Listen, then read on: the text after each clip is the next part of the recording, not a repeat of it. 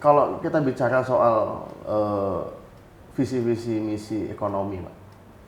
Ini kan bahkan kalau kita lihat di kemarin di sebelah ada pengakuan pengusaha sepertiga perekonomian Indonesia. Berarti kan sepertiganya juga disaklemin juga gitu kan? Sepertiga juga. Atau sepertiga di sana 2/3 gitu atau dengan berbagai hal. Ya. Atau misalkan saya kaitkan dengan sikap 01 melihat IKN, hilirisasi, Pak. Nah, konteks perubahan terhadap pembangunan negara yang entah dibangun sejak kapan, Pak, atau 10 tahun ini yang mungkin kita perlu dudukan, Pak, terutama terkait dengan transisi untuk pengusaha nih, Pak ya. Okay. Nah, ini gimana, Pak, khusus? Kita ngomong yang umum dulu ya. Ya.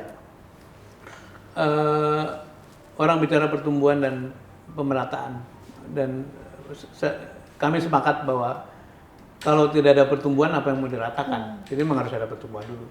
Tetapi menurut pandangan kami di 01 ini, kita ini sudah cukup punya kue yang sebetulnya bisa dibagi untuk membuat gap itu nggak terlalu lebar. Nah sekarang ini kesenjangan sangat lebar. Ya.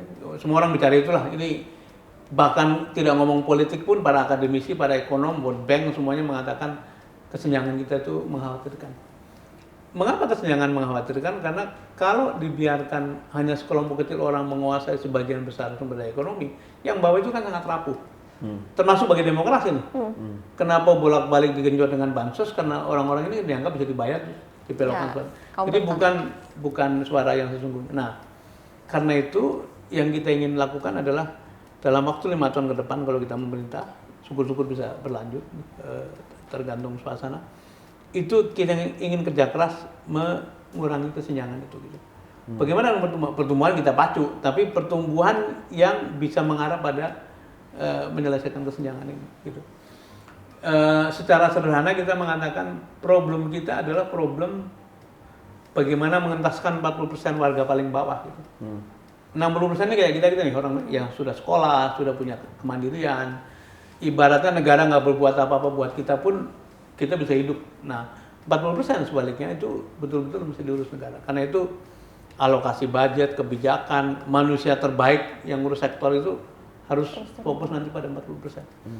Nah, ada istilah 8 jalan perubahan, ada istilah 28 cabang-cabang atau pusat perhatian dan sebagainya. Tapi kita ingin memperkenalkan 3 paradigma baru dalam pembangunan. Nomor 1, tidak hanya fokus pada sektor tapi juga region. Artinya apa? Region barat timur itu selisih waktunya lumayan ketinggalan yang di timur tuh. Jawa luar Jawa itu luar Jawa ketinggalan. Jadi di samping kita fokus pada sektor juga kita ingin meratakan pembangunan di 8 wilayah itu. Jawa, Kalimantan, Sumatera, Sulawesi, Papua dan Maluku, Nusa Tenggara gitu. Paradigma kedua adalah pemerintah tidak boleh merasa kuat sendirian. Karena kita ini hanya sebagai pemerintah, sebagai fasilitator. Karena itu yang akan dilakukan adalah kolaborasi. Jadi setiap agenda itu merupakan agenda bersama antara negara, bisnis, sama tentu masyarakat sipil. Itu yang harus dibicarakan. Yang ketiga, paradigma ketiga adalah kadang-kadang kita terjebak pada yang dilakukan itu program yang dirumuskan pemerintah, bukan yang dibutuhkan oleh rakyat. Gitu. Nah, kita kepingin nanya kepada rakyat apa yang dibutuhkan. Misalnya kita tanya kembali tadi kan Anda menyinggung, apakah IKN dibutuhkan rakyat? Apakah kereta cepat dibutuhkan rakyat? Sudah terlanjur dibangun.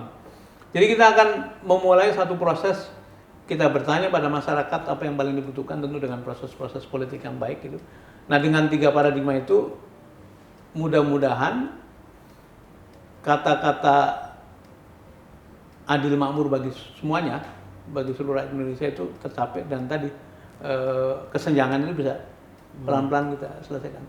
Kalau kita sudah cukup punya kekuatan besar bersama, maka mau lari secepat apapun nggak ada yang ketinggalan. Nah sekarang ini lari makin cepat, yang 40% makin ketinggalan. Itu yang mau kita dorong lah. Nah itu tadi bicara soal salah satu program ya Pak, 40 kota setara Jakarta. Itu mungkin biayanya besar Pak. sementara kita masih terjebak. Nah mungkin ini narasi sebelum bergabung ya, Caimin dan Pak Anies ya, bicara soal BBM itu ya, subsidi energi BBM. Nah sementara kita sekarang nyatanya subsidi energi rose Pak, LPG, cukup besar ya? LPG 3 kilo juga rose tuh. Nah itu gimana Pak? Uangnya dari mana? Apakah subsidi itu yang subsidi kan juga kita masuk ke sektor ya, energi lah. Saya udah lupa pernah jadi menteri energi soalnya. Sudah lama. Tapi prinsipnya kan begini. Yang fosil mau tidak mau satu ketika harus ke renewable. Kenapa ya? Fosil mau akan habis pada waktunya gitu. Kemudian yang tadinya subsidi pelan-pelan bisa netral. Bahkan di negara-negara yang lebih maju itu energi dipajaki cukup tinggi gitu. Sebagai jalan untuk penghematan. Kita tentu masih dalam rejim subsidi dan tidak mungkin dicabut cepat-cepat. Tapi bila renewable energy dibangun, kemudian bila tadi 40% rakyat itu dinaikkan tarif hidupnya, daya belinya naik, maka pelan-pelan subsidi harus kita alokasikan. Kemana? Barangkali nanti akan ada pilihan-pilihan 500 triliun atau 700 triliun setahun itu mau dipakai terus-menerus mensubsidi kita nih. BBM kan kita konsumsi paling banyak karena naik mobil kemana-mana gitu. Atau mau dipakai tidak mengentaskan yang 40%.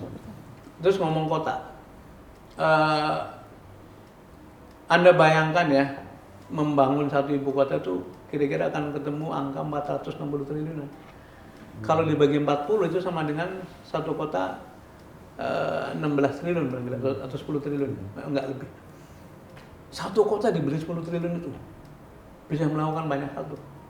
Beresi listrik, beresi air, beresi angkutan kota, beresi tata ruang segala macam. Ketika kita punya 40 pusat pertumbuhan di seluruh Indonesia, itu artinya beban ibu kota yang sekarang tidak seberat yang sekarang. Dan itu orang akan tersebar ke seluruh Indonesia. Yang terdampak nggak cuma satu wilayah saja gitu ya Pak ya. Dan akhirnya tadi agenda untuk kesenjangan itu bisa kita cover sekali.